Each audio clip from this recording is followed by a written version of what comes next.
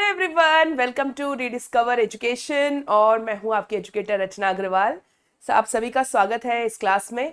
और ये एक स्पेशल वीडियो है। बहुत सोच समझ के रिकॉर्ड करना पड़ रहा है। सोच समझ के मतलब क्या हुआ कि कल जो है बहुत सारी अफवाहें उड़ रही थी। सोशल मीडिया पे भी अफवाहें उड़ रही थी, यूट्यूब पे भी बहुत सारे वीडियोस बन रहे थे और बच्चे भी मैसेज कर रहे थे मुझे कि क्या मैम यूजीसी एनटीए ने यूजीसी नेट का जो दिसंबर 2025 का रिजल्ट आने वाला है उसका डेट आउट कर दिया है क्या। तो बस यही सवाल का जवाब देने के लिए मैं ये वीडियो बना रही हूँ आप सभी के लिए। तो आप सभी का स्वागत है इस क्लास में। Rediscover education YouTube channel rediscover UGC net है जिसका नाम अभी। और मैं आपको बता दूं कि रिडिस्कवर एजुकेशन ऐप भी है हमारा, डाउनलोड कर लीजिएगा गूगल प्ले स्टोर से। बहुत कुछ फ्री कंटेंट इस एप्लीकेशन पे आपको मिलेगा। कोई भी क्वेरी हो बैच को लेकर, एकलव्य 3.0 बैच जो लॉन्च हो चुका है, फाउंडेशन बैच फॉर जून 2025 के प्रिपरेशन के लिए, कोई भी डाउट हो आप बिल्कुल पूछ सकते हैं। ये रहा व्हाट्सएप नंबर, व्हाट्सएप करेगा आपको जल्दी जवाब मिल जाएगा। चलिए, तो ये है हमारा आज का सेशन का टॉपिक कि क्या रिजल्ट डेट सच में आउट हो गई है।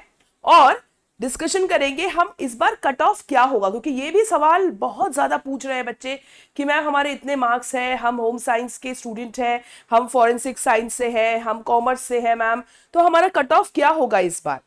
तो इस सवाल का जवाब भी मैं आपको इस सेशन में दूंगी। दूसरा सवाल कि मैम अगर हमारे शिफ्ट में क्वेश्चन ड्रॉप हो जाता है तो क्या हमारा स्कोर इंक्रीज होगा। दूसरे सवाल का जवाब आपको मैं इस सेशन में दूंगी। और सबसे लास्ट और सबसे इंपॉर्टेंट कि क्या मैम अगर जेआरएफ क्वालिफाई नहीं हुआ तो क्या करेंगे आगे। ये सारे सवाल का जवाब आपको इस सेशन में मिलने वाला है। तो सबसे पहले मैं आपको बता दूं, क्या सच में रिजल्ट डेट आउट कर दिया है एनटीए ने? तो बिल्कुल भी नहीं। ऑफिशियली रिजल्ट डेट आउट नहीं हुआ है। ये जो चल रहा है अभी इसका कारण है ये जो अफवाह उड़ रही है और बहुत सारे वीडियोस बन रहे हैं, जो मैंने भी वीडियोस बनाया है, ऑब्वियसली वीडियो बनाया है, इस पे आज बना रही हूं। तो मैं आपको बता दूं हुआ क्या है कि कुछ एजुकेटर्स या फिर कुछ बच्चों ने एनटीए के ऑफिस में कॉल किया, उनसे पूछा कि क्या रिजल्ट रिजल्ट कब तक आएगा। तो जवाब में आया कि फर्स्ट वीक ऑफ फरवरी तक रिजल्ट आएगा। वो भी कंफर्म नहीं होते हैं। सो डियर स्टूडेंट्स, ये सिर्फ एक बात है। मैंने भी इवन फोन लगाया तो उन्होंने यही बोला, अब उनको एक आंसर याद हो चुका है। और जो कोई भी फोन लगा रहा है एनटीए के ऑफिस में वो सबको यही कह रहे हैं कि फर्स्ट वीक ऑफ फरवरी तक आपका रिजल्ट आउट हो जाएगा। देखिए, अंदाजे से भी अगर अनुमान भी लगाते हैं, मैंने आपको एक शॉर्ट भी बना के दिया था, वहां पर आपको बताया था कि जब आप जून 2025 का देखेंगे टाइम, तो उस टाइम पे भी कुछ 5 जुलाई को इन्होंने प्रोविजनल आंसर की रिलीज किया था। और प्रोविजनल आंसर की के बाद 21 जुलाई को जून 2025 का रिजल्ट आउट हो गया था। तो अगर आप देखो इन दोनों में अंतर, तो 15 दिन का अंतर है। तो अगर उस अंदाजे से की तरह मतलब अगर उसको हम रखते हैं तो उससे भी अगर आप देखो तो 14 जनवरी को हमारा प्रोविजनल आंसर की रिलीज हुआ। तो अगर 15 दिन गिनो तो 30 या 31 जनवरी तक निकल जाना चाहिए। लेकिन मैं आपको बता दूं, अगर आपको याद हो, एनटीए हमेशा सरप्राइज देता है। फर्स्ट वीक ऑफ फरवरी बोल रहे हैं तो 31 जनवरी को भी वो निकाल सकते हैं, क्योंकि अगर आपको याद हो प्रोविजनल आंसर की का भी उन्होंने कहा था 15 जनवरी को निकलेगा, लेकिन 14 जनवरी को निकल गया। तो ऐसा हो सकता है, इसलिए आप लोग रेडी रहो। इन 7 दिनों के अंदर अंदर कभी भी रिजल्ट आ सकता है। तो पहले सवाल का जवाब मैंने आपको दे दिया। कंफर्म जवाब तो मैं भी नहीं दे सकती, क्योंकि एनटीए के ऑफिस में मैं जॉब नहीं कर रही। इवन जो एनटीए के ऑफिस में जॉब करते हैं उनको भी नहीं पता होता है कई बार कि रिजल्ट कब आउट होने वाला है। अब दूसरा सवाल है आपका कि मैम इस बार कट ऑफ का क्या होगा। तो देखिए, कट ऑफ की बात करते हैं हम लोग, जो सबसे सीरियस टॉपिक है। देखिए, इस बार अगर हम कट ऑफ के बारे में चर्चा करने से पहले अगर हम जितने भी पेपर, जितने भी शिफ्ट, 11 शिफ्ट में इस बार एग्जाम हुए हैं, 11 शिफ्ट के पेपर को मैंने एनालाइज किया। तो पेपर एनालिसिस करने के बाद जो 2-3 बातें समझ में आई वो ये कि इस बार फिर से असर्शन रीजनिंग वाले क्वेश्चन लौट के आ गए। और वो भी कोई असर्शन रीजनिंग वाले क्वेश्चन 1-2 नहीं थे, पेपर 2 में तो बहुत सारे थे। मतलब आप बोलो तो 10 क्वेश्चन कम से कम असर्शन रीजनिंग के थे। तो असर्शन रीजनिंग एक ऐसा क्वेश्चन होता है जिसमें आते हुए क्वेश्चन भी गलत हो जाते हैं, क्योंकि स्टेटमेंट्स होता है और बच्चे अंदाजा नहीं लगा पाते कि आंसर क्या होगा। फैक्चुअल डेटा होता नहीं है, कभी कभी बच्चे स्टेटमेंट ही नहीं समझ पाते हैं कि पूछ क्या रहा है वो, तो यहां पे जो है बच्चे गलत करेंगे। दूसरा आपको बताओ, तो इस बार बहुत ज्यादा आउट ऑफ द टॉपिक अगर आप लेकर चले, जैसे पिछली बार कम्युनिकेशन में मूवीज के बारे में पूछ दिया था उन्होंने हर शिफ्ट में, तो इस बार देखा जाए तो हाँ सोशल मीडिया या मास मीडिया थ्योरीज के ऊपर आया है क्वेश्चन कम्युनिकेशन में, लेकिन फिर भी आउट ऑफ द सिलेबस नहीं आया है। पेपर 1 की अगर बात करें तो पेपर 1 में अगर हम देखें तो बहुत सारे तो प्रीवियस ईयर क्वेश्चंस रिपीटेड थे, मतलब पैटर्न रिपीटेड था। जैसे आईसीटी में अगर आप देखो तो नंबर सिस्टम का वो वाला क्वेश्चन जो उन्होंने 4 ऑप्शन देते थे आपको डेसिमल नंबर से या कोई भी मतलब नंबर सिस्टम जो होते हैं ऑक्टल और हेक्साडेसिमल, उससे डेसिमल में कन्वर्ट करके फिर असेंडिंग और डिसेंडिंग ऑर्डर में अरेंज करना, ये वाले क्वेश्चन तो पहले भी आ चुके हैं, जो कि शिफ्ट मतलब रिपीट हुआ है इस बार कई शिफ्ट में। फिर उसके बाद एक्ट वाले क्वेश्चन है पीडी के, वो भी क्वेश्चन जो है रिपीट हुए हैं, एकदम same to same question repeat हुआ है। तो ऐसे बहुत सारे क्वेश्चंस रिपीट हुए हैं, मगर फिर भी पेपर 1 वाज नॉट इजी। बहुत सारे क्वेश्चंस ऐसे थे, जैसे स्टैटिस्टिक्स से क्वेश्चन आए रिसर्च के, जो थोड़ा सा अलग आया था, आउट ऑफ सिलेबस मैं बोलूंगी, क्योंकि स्टैटिस्टिक्स तो पेपर 1 में मेंशन भी नहीं करते हैं, आउट ऑफ सिलेबस था वो। फिर उसके बाद अगर हम लेकर जाए हायर एजुकेशन हमेशा से ही ये टफ बनाते आए हैं, इस बार भी टफ था लेवल हायर एजुकेशन यूनिट से। टीचिंग एप्टीट्यूड से पंचकोश थ्योरी आ गई। वैसे तो मैंने आप लोगों को शॉर्ट्स में भी पंचकोश थ्योरी बताया था, जो लोग देख के गए थे मेरे शॉर्ट्स JRF इन 3 मिनट्स, उनका तो पंचकोश थ्योरी बन गया और कितने बच्चों ने मुझे थैंक्स भी बोला उसके लिए। सो यस, कुछ टॉपिक्स आए हैं। तो मैं आपको बोलूंगी कि अगर अंदाजे से कट ऑफ की बात करूं तो कट ऑफ पेपर 1 ही सिर्फ नहीं होता, पेपर 2 भी होता है आपका 100 क्वेश्चन। तो मेजॉरिटी ऑफ जो रोल बोलेंगे वो पेपर 2 प्ले करता है कट ऑफ डिसाइड करने में। तो पेपर 2 इस बार टफ आया था। तो अगर आप मुझसे पूछेंगे कि मैम कट ऑफ क्या जाएगा हमारे सब्जेक्ट में, तो मैं हमेशा बोलूंगी आपको कि जो जून 2025 का कट ऑफ था उससे आप 2 मार्क ज्यादा कर ले। अगर मान लीजिए फॉर एग्जाम्पल आपके सब्जेक्ट में जून 2025 का कट ऑफ JRF के लिए 210 था, तो आप जो है रेंज बना ले 208 से 212 का, और मोस्ट प्रोबेबली 212 तक जाएगा भी नहीं, ये 208 या 206 तक जाएगा। कट ऑफ इस बार कम ही होगा मोस्ट ऑफ द सब्जेक्ट्स में, क्योंकि जितने सब्जेक्ट का मुझे पता है, जैसे मेरा पेपर 2 एजुकेशन है, तो एजुकेशन में बच्चों को बोल रही हूं कि जून 2025 का जो कट ऑफ गया है उसे 2 मार्क आप कम कर लीजिए, उतना कट ऑफ जाएगा आपका, या वहां तक भी रह सकता है, ज्यादा जाने की उम्मीद नहीं है। तो ये आपके दूसरे सवाल का जवाब है कि कट ऑफ का क्या होगा मैम। तो कट ऑफ यस, जो भी आपका जून 2025 का कट ऑफ रहा है उससे 2 मार्क ज्यादा कम करके एक रेंज बन जाएगा। अगर आप 212 से ज्यादा मार्क्स ला रहे हैं तो आप बिल्कुल सेफ साइड में हैं, JRF कंफर्म है आपका। अब यही JRF की बात हो रही है, मार्क्स की बात हो रही है, तो ड्रॉप क्वेश्चन की बात करेंगे कि मैम अगर क्वेश्चन ड्रॉप हो जाता है हमारे शिफ्ट में तो हमारा स्कोर क्या इंक्रीज होगा। देखिए एक बात याद रखना, सबसे पहली बात कि ड्रॉप क्वेश्चन जो होता है उसके ड्रॉप पहले होता कब है, ड्रॉप क्वेश्चन तब होता है जब NTA की तरफ से क्वेश्चन के फॉर्मेशन में कुछ गड़बड़ होती है, क्वेश्चन गलत बना दिया उन्होंने, या जो ऑप्शंस दिए हैं उनमें से करेक्ट ऑप्शन कोई भी नहीं है, या ऑप्शन रिपीट कर दिए गए हैं, ऐसा कुछ सिचुएशन होता है तो NTA क्वेश्चन को ड्रॉप कर देता है। वैसे सही आंसर अगर उस ऑप्शन में है तो वो करेक्शन कर देता है, ड्रॉप नहीं होता तब क्वेश्चन। तो आप समझ गए होंगे क्वेश्चन ड्रॉप तब होता है जब क्वेश्चन ही गलत बना हो या ऑप्शन में कुछ गड़बड़ हो, मेजॉरिटी जो चेंज नहीं हो सकता। क्वेश्चन अगर ड्रॉप होता है तो सभी को 2 मार्क्स मिलते हैं, ये याद रखना। ड्रॉप क्वेश्चन में अगर क्वेश्चन ड्रॉप हुआ तो एवरीबडी गेट्स 2 मार्क्स, लेकिन ये है कि आपने वो क्वेश्चन अटेम्प्ट कर रखा हो, दैट इज इंपॉर्टेंट। अगर आपने अटेम्प्ट नहीं किया है, छोड़ दिया है वो क्वेश्चन, तो आपको 2 मार्क्स नहीं मिलेंगे। आपने कोई भी ऑप्शन टिक लगाया हो ABCD, उससे कोई फर्क नहीं पड़ता, क्वेश्चन ड्रॉप हुआ है, आपने अटेम्प्ट किया है, तो 2 मार्क्स सभी को मिल जाएंगे। तो अगर आपका स्कोर मान लीजिए 210 बन रहा है तो बिल्कुल अगर वो क्वेश्चन ड्रॉप होता है, आपने कंसिडर नहीं किया अपने मार्क्स में, 210 मार्क गिन के रखा है, तो आपका 212 हो जाएगा, 2 मार्क आपको मिल जाएंगे उस क्वेश्चन के। लेकिन होता यह है कि ड्रॉप क्वेश्चन के मार्क्स सभी को मिलते हैं, तो सभी के 2 मार्क्स इंक्रीज होंगे, तो इससे फायदा नहीं होता है कुछ खास। लेकिन अगर कट ऑफ 210 का था या 212 का था और आपका 212 हो गया तो जेआरएफ मिल जाएगा। तो ये लक की बात है। आई होप ये इस क्वेश्चन का भी जवाब आपको मिल गया होगा। एक क्वेश्चन इसमें एक और ऐड करती हूं, वैलिडिटी के बारे में। बच्चे वैलिडिटी के बारे में भी अक्सर पूछते हैं कि मैम अगर हमने जेआरएफ क्वालिफाई किया तो क्या, नेट क्वालिफाई किया तो कितनी वैलिडिटी, और पीएचडी ओनली किया है तो क्या होगी वैलिडिटी। ये भी जल्दी से मैं क्लियर कर देती हूं।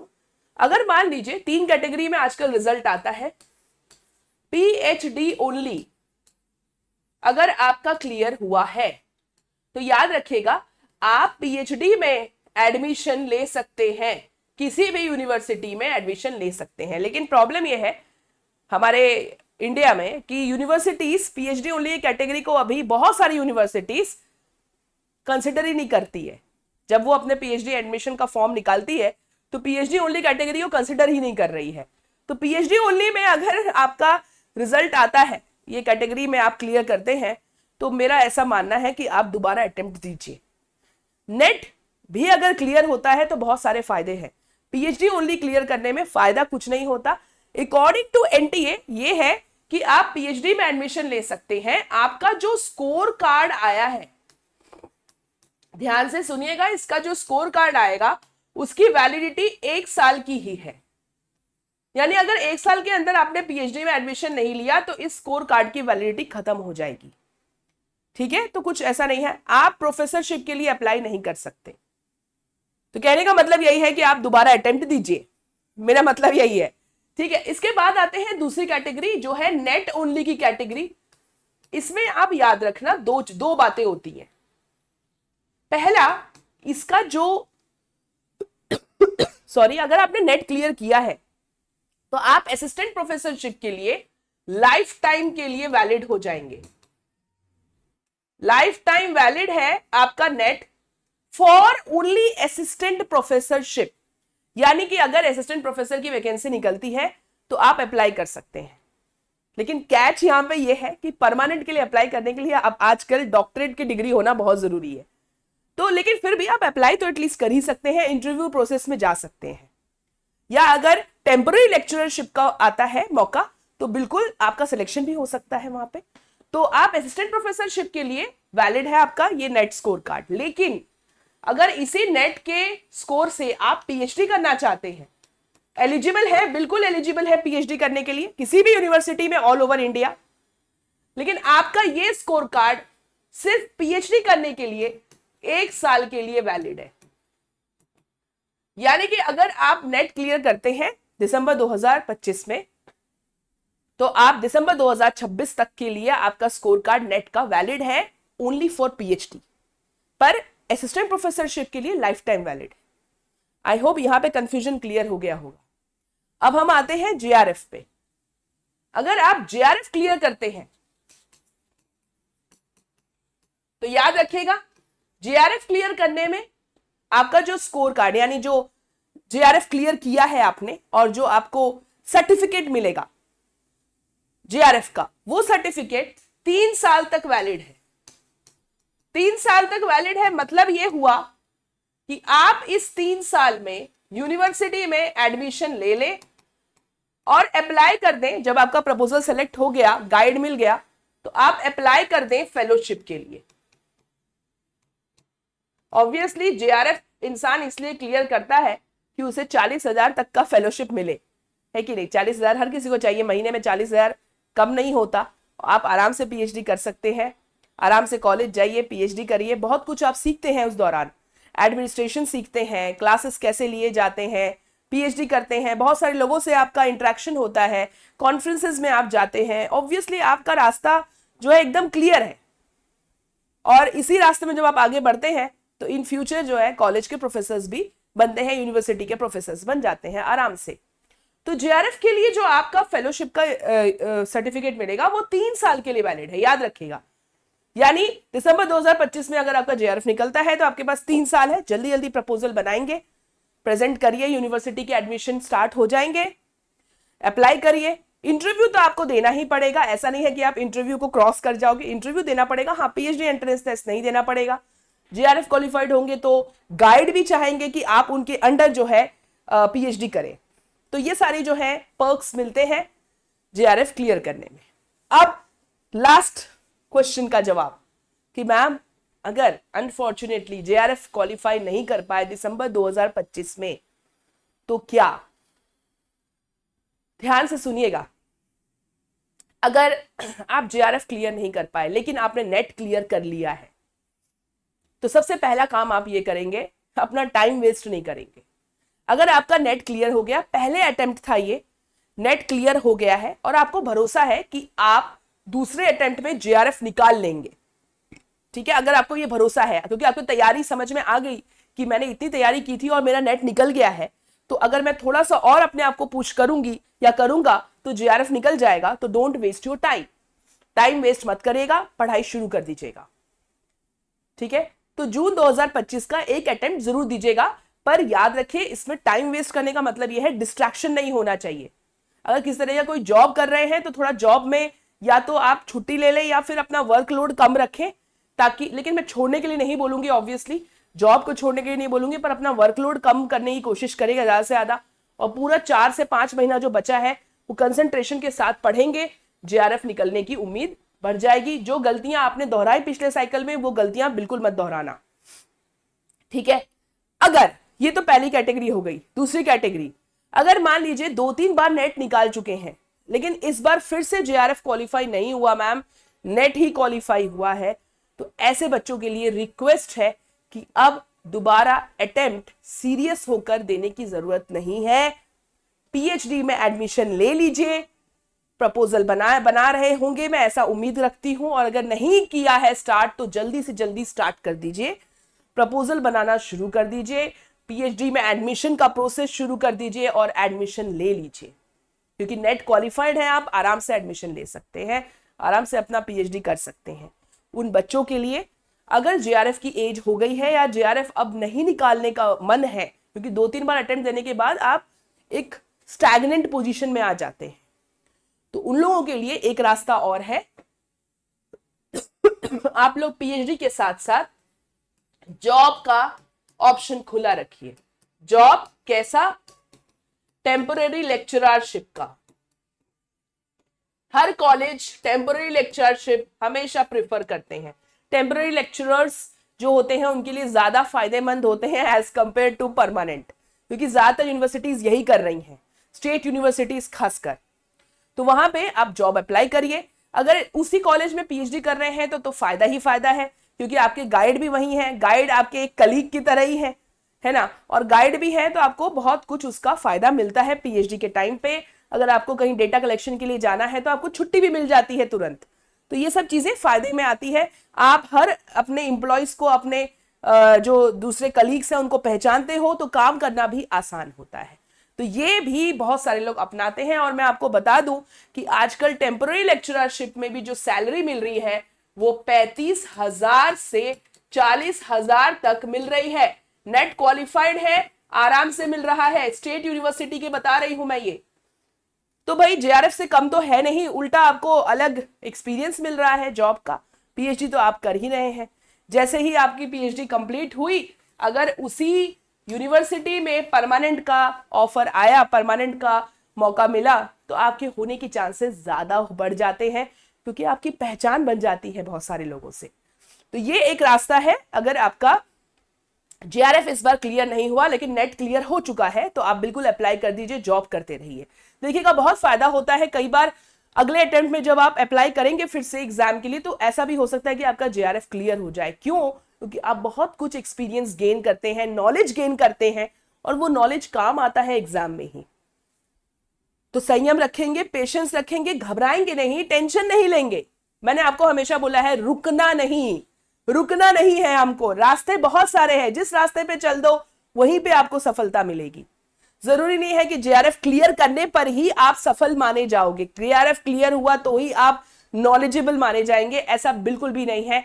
नेट क्लियर करने के बाद भी आप नॉलेजेबल हैं, उतने ही नॉलेजेबल है जितना एक जेआरएफ क्लियर करने वाला है, ठीक है। तो इस बात को ध्यान रखिएगा।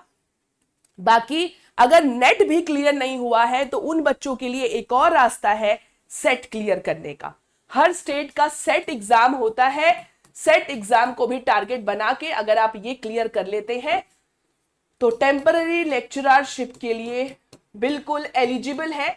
बस यही है कि उसी स्टेट के कॉलेजेस में आप एलिजिबल होते हैं सेट क्लियर करने पे, ठीक है। तो सेट भी आप क्लियर करके टेम्पररी लेक्चरशिप के लिए अप्लाई कर सकते हैं। और पीएचडी करने के लिए बस ये होगा कि आपको उस कॉलेज का या उस यूनिवर्सिटी का पीएचडी एंट्रेंस टेस्ट देना पड़ेगा। कहीं कहीं पे पेट बोलते हैं किसी किसी यूनिवर्सिटी में, तो वो एक और एग्जाम देकर आप पीएचडी भी स्टार्ट कर सकते हैं। तो सब मिला जुला के एक ही रास्ते पे चल रहे हैं। बस ये है किसी की मंजिल जल्दी मिल जाती है, किसी को कोई अपने डेस्टिनेशन पे जल्दी पहुंच जाता है, किसी को टाइम लगता है, पर पहुंच सभी जाते हैं अपने डेस्टिनेशन पे, इतना याद रखना। तो टेंशन लेने की जरूरत नहीं है। और अगर जून 2026 की तैयारी सीरियस होकर करनी है, आपका मन है कि यस मैम आपके गाइडेंस के अंदर हम करना चाहते हैं, तो आप सभी का स्वागत है। मेरे इस यूट्यूब चैनल को सब्सक्राइब कर लीजिए, शेयर कर लीजिए अपने दोस्तों के साथ, क्योंकि ये जो फ्री यूट्यूब बैच जो मैंने अपने टेलीग्राम चैनल पे लॉन्च किया था, ये नेक्स्ट वीक से रेगुलर हो जाएगा। नेक्स्ट वीक से इसको रेगुलर 11 बजे पेपर 1 की क्लास और 1 बजे एजुकेशन की क्लास मेरी होगी, और सैटरडे संडे 11 बजे अपूर्वा मैम की क्लास होगी एमआर की। आप सभी का स्वागत है। नेक्स्ट वीक से रेगुलर, और इस क्लास का जो पीडीएफ होगा वो मैं अपने Telegram channel, same Telegram channel का नाम है रीडिस्कवर यूजीसी नेट, आप सर्च करिएगा, ज्वाइन कर लीजिए टेलीग्राम चैनल। सारे पीडीएफ क्लासेस के वहीं मिलेंगे, इंपॉर्टेंट कम्युनिकेशन जो भी होते हैं मैं वहीं करती हूं। सो वो channel is important if you want to be with me. इसके अलावा अगर एकलव्य 3.0 फाउंडेशन बैच ज्वाइन करना है तो ये अभी भी JRF 300 कोड चालू है। आप JRF 300 कोड लगाएं, डिस्काउंट कूपन कोड है 300 रुपए का ऑफ, और दिस इज द बैच का पूरा अपना डिटेल है। इसके अंदर आपको 10-10 मॉक टेस्ट भी मिलेंगे, इंक्लूडेड है, और 6 महीने की वैलिडिटी के साथ है। क्लासेस शुरू हो चुके हैं, तो जो भी सीरियस है अपने प्रिपरेशन को लेकर, टाइम वेस्ट मत करिए, क्योंकि टाइम को निकलते हुए देर नहीं लगता। जल्दी ही मई आ जाएगा, नोटिफिकेशन आ जाएगा और जून में फिर से एग्जाम होगा, तो फिर से वही कहानी दोबारा दोहराने की जरूरत नहीं है। अब इस बार जून 2026 ठान के रखो कि अब मेरी कहानी बदलेगी, और क्लियर करके अब मैं अगले पड़ाव पे जाऊंगा। तो ये ठान के रखें और अपनी तैयारी शुरू कर दें। इसके अलावा ये वीडियो है, जल्दी ही यूजीसी बिल 2026 जो अभी रिलीज हुआ है और इतना जो बवाल मच रहा है, इसके बारे में भी मैं एक वीडियो जल्दी लाने वाली हूं, आपको समझाने के लिए कि आखिर यूजीसी बिल 2026 में है क्या और किसके कारण लोग सरकार के खिलाफ हो गए हैं। ये वीडियो भी जल्दी आने वाला है इसी चैनल पे, सो बिल्कुल सब्सक्राइब कर लीजिए। Thank you so much, bye bye, take care.